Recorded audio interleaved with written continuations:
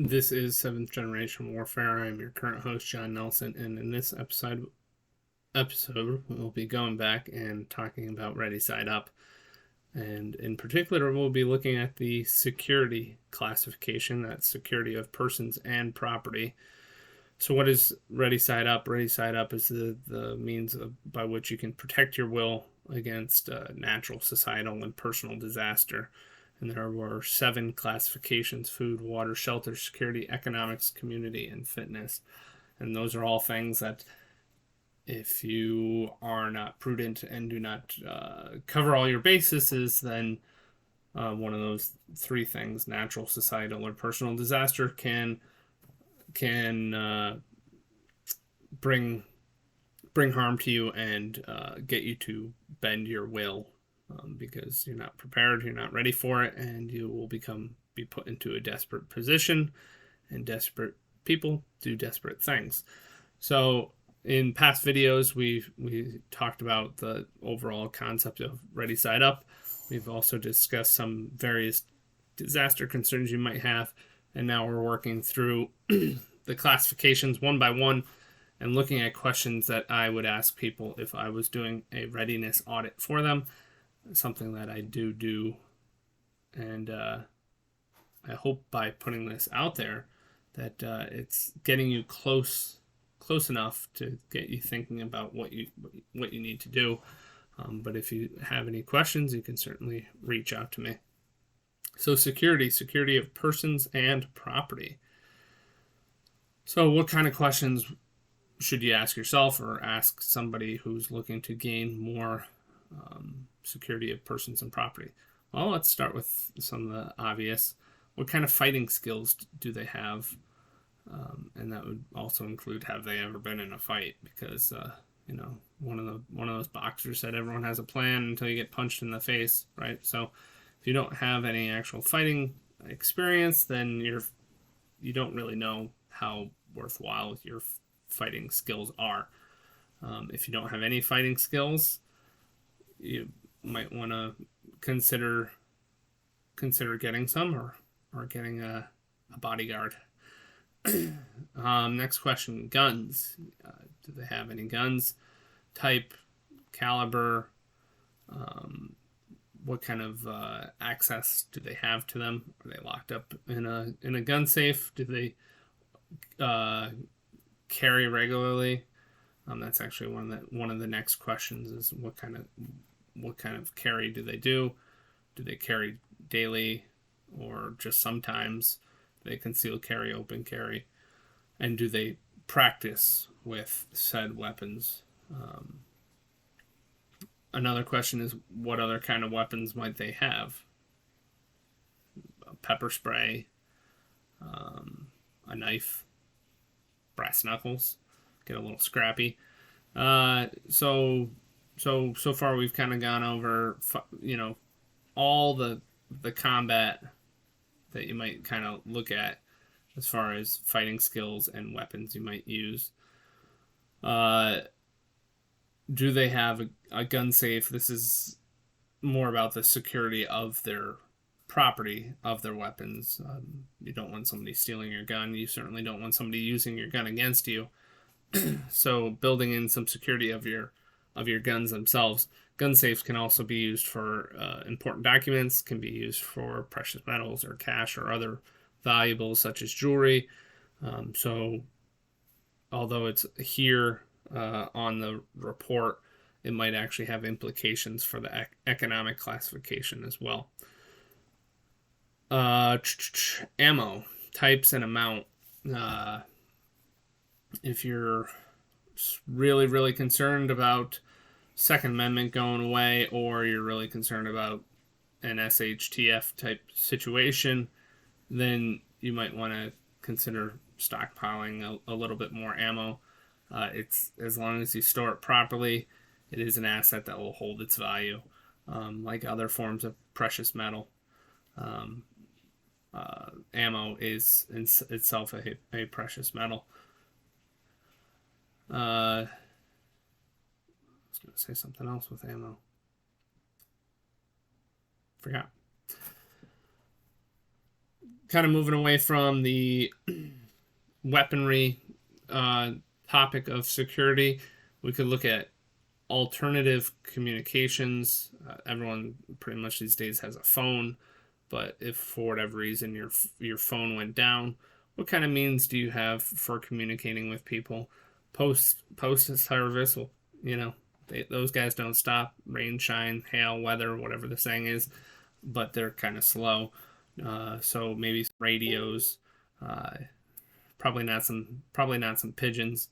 Um, maybe maybe a social network in your community.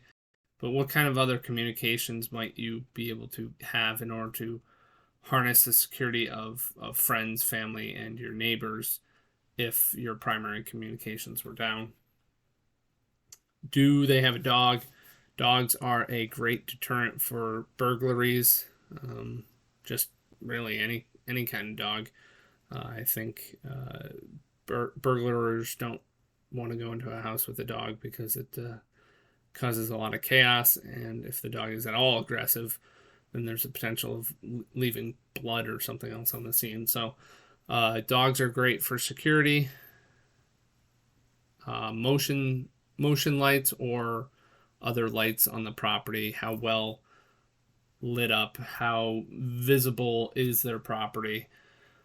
Not only from one's own perspective of being able to see if there's an intruder in your yard, but also neighbors being able to look into your property and say, who is that shadowy figure on the side of the garage at 11 o'clock at night when these people are out of town?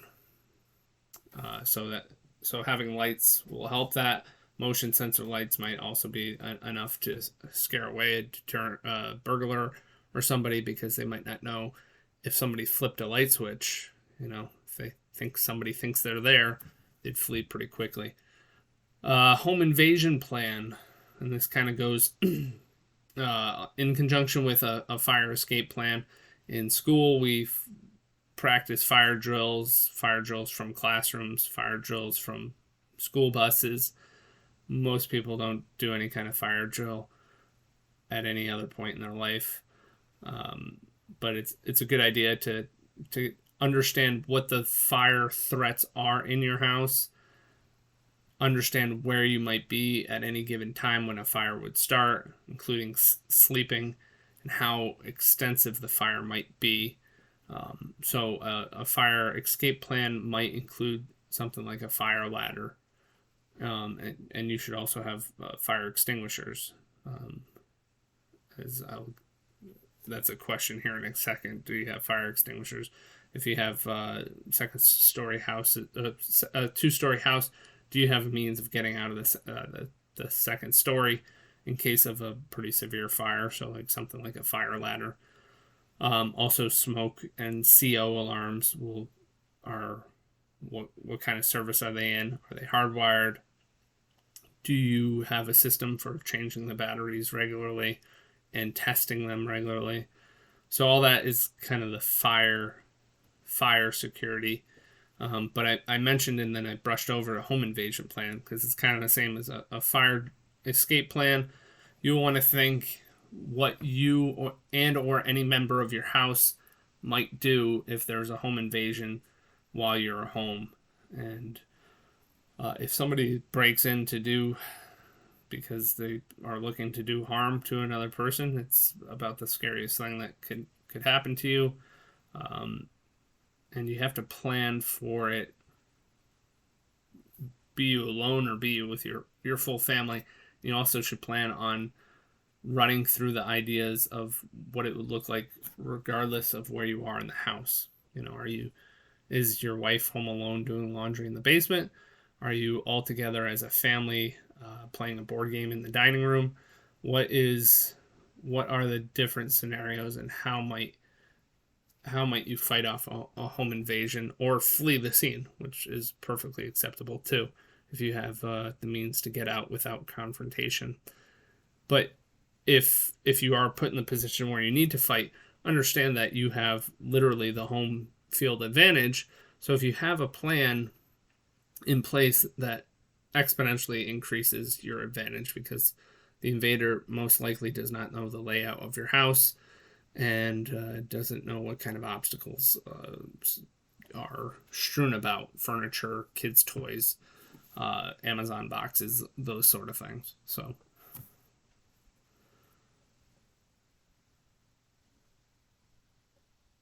another basic security item is a flashlight.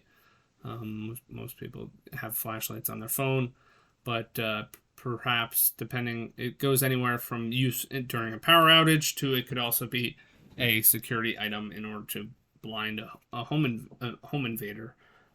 But most common use of a flashlight would be for a power outage, but having flashlights accessible so the power doesn't go out and you don't accidentally fall down the stairs or do something stupid, bash your head into the corner of a cabinet door, something like that. That would be more of a personal disaster, but it is still a threat. Some things you can do to fortify your home is what we'll get into here. So, door locks and barricades. There are all kinds of aftermarket barricades you can put on doors, ones that go down at the base that prevent the door from opening, ones that go all the way across. Obviously, the deadbolt, something as simple as replacing the two screws in your deadbolt catch or your regular door knob catch on the door. If you can replace them with longer screws so they go through the door frame into the actual framing of the house, it'll greatly increase the amount of force that's required to bust in the door. Blinds and shades, just obscuring view from the exterior. There is also some energy efficiency that comes with blinds and shades, so it's not entirely a privacy or a security aspect. There is a economic shelter component to it as well. But the primary one is obscuring yourself, getting privacy, but from more of a security position. It's so an intruder would not know where you are in the house. Window film and bars, so much like the doors ways of fortifying windows, because windows are a very weak spot. So there's window films you can put on both sides, and it greatly increases the amount of force required to shatter the window. And then there's bars and stuff you can put across them to lock them in other kind of ways. Next could be warning signs. After COVID and seeing the power of signs on general population to get compliance, I realized that it can't hurt to throw up a couple $2, $4 signs. Beware of dog, even if you don't have a dog. Video surveillance in progress, even if you don't have a security system, or even if you do. Any kind of sign that would deter somebody, who make them second guess whether or not they want to break into your home. It's a cheap investment and it might actually work. You don't have to be the most fortified house. You just have to be more fortified than your neighbors. In most cases, home invaders, burglars are going to assess the weak spots and just go for the weak spots. So if that's your neighbor's house, and it's unfortunate for them, something as simple as a sign could make you that just appear a little bit stronger than you are and protect your family. Perimeter alarms and surveillance systems. There are perimeter alarms you can get that are you can put anywhere on your property for avenues of approach to your property, and it would give a different kind of signal inside your house, maybe a dog barking or a doorbell sound, and you would know there's movement on that corner of your property or that corner of your property, or somebody coming down your driveway, etc. It's just an intent to give you early warning 99.99% of the time, it's not going to be a threat. But even if it's even not for security, it's still helpful in everyday life in that oh, a package got delivered, or oh, my friend is here to pick me up. So there are additional benefits to some sort of early warning system like that, or perimeter alarm. There are also perimeter alarms, and these probably, unless you have a very sensitive part of your property and you have a large property or something you don't want people going on and you're not going to travel on, probably not recommended. But there are perimeter alarms you can do, such as a tripwire that is attached to a shotgun shell blank. So if somebody trips the wire, it sounds like a shotgun goes off. Certainly would deter most people. I would probably only implement that on my property if there's a pretty big societal decay and criminality was skyrocketing. Then I could implement some things like that just to be a very serious deterrent, because most people don't even know those things exist. They probably would think somebody is firing at them from very close. Surveillance systems, cameras, and the like. With this, I would urge caution as to who you're giving your surveillance data to. I'm not a very big fan of the big tech companies, but if you deem that necessary, then I suppose it's the threat of the big tech companies is not as immediate and dangerous as the threat of a home invader. So you just have to weigh the pros and cons. But there are other ways of doing security systems or surveillance systems as well. Obstacles. I did a great article on obstacles on my Facebook page. If you're on Facebook, you can go over to ReadySide Up, Not Quite Prepping, Survival or Homesteading. And let me see if I can find the title of that article right quick.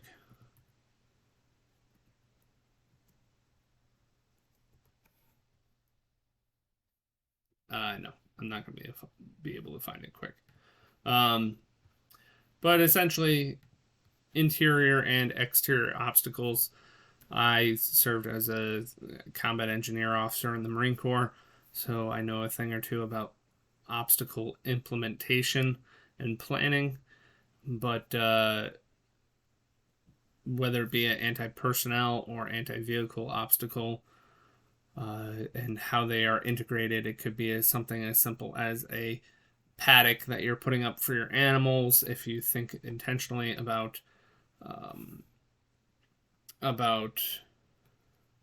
where it is on your property, it could serve as an obstacle. So obstacles need to be able to be observed and be able to be covered by fire. If it just slows a person down, but you have no ability to know that it's slowing them down, or you have no ability to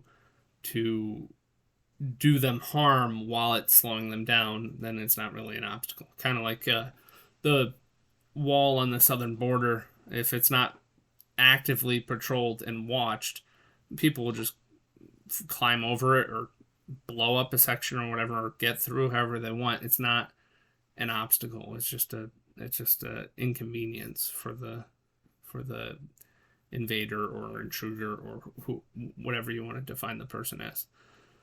So obstacles, they can be implemented into your property.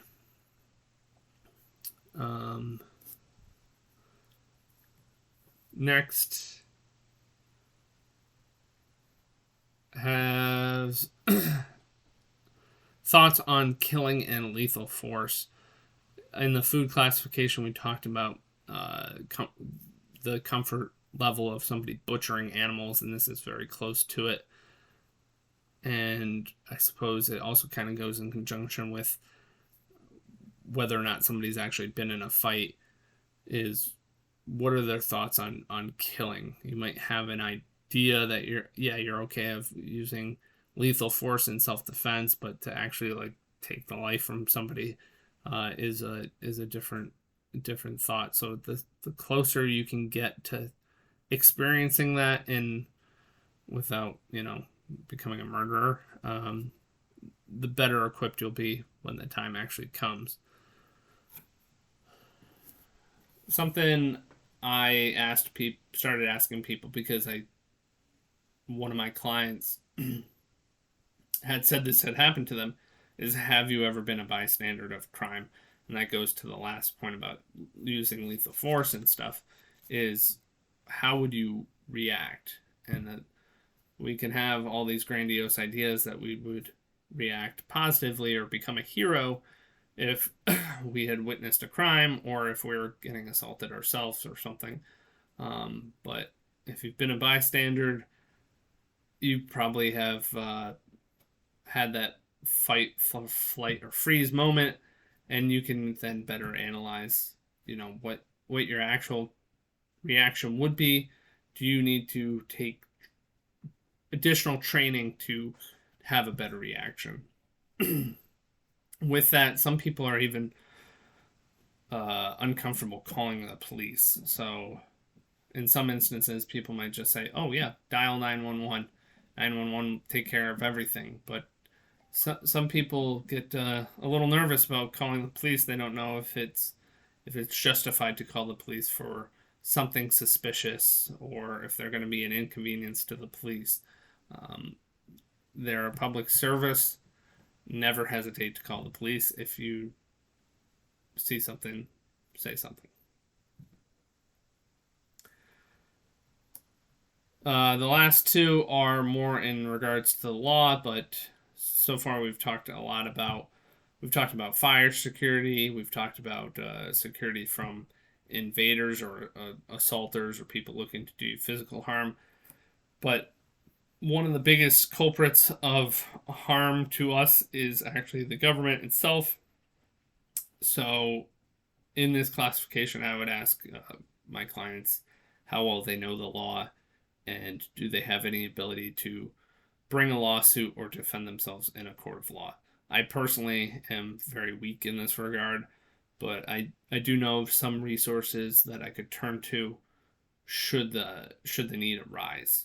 So I hope I don't ever find myself in a lawsuit or feel the need to bring a lawsuit upon anyone else. But if a great injustice is brought, the courts do exist. If you think that they're just what's the word I'm looking for? Corrupt, I guess. If you think the courts are just corrupt, you're never gonna give an honest attempt at utilizing the courts to find justice or get equity for yourself. So I would encourage you to take a little deeper look, examine how the courts might be able to better serve your interests or help protect you in case of injustice, and brush yourself up on the law. So in this security classification, security of persons and property, we've gone over law, self-defense against our person, using weapons or fighting skills, whatever we need to defend ourselves. We talked about the security of our property through fortifying it through different means, but also surveilling it. We've talked about fire security, and we've talked about communications a little bit as well. So I think this is a very big and important topic. I hope these questions have helped highlight some of your potential strengths or weaknesses. If you are one of the type of people who has 50 guns, 10,000 rounds of ammunition, hopefully this is a realization that you should not just go buy another gun and another 1,000 rounds of ammunition, that there are other ways that you could be building in the security for yourself and your family. So thank you for watching. The next classification we'll be going over is economics, and I hope you'll stay tuned in a couple of weeks for that one. Please like, subscribe, and share, and have a good night.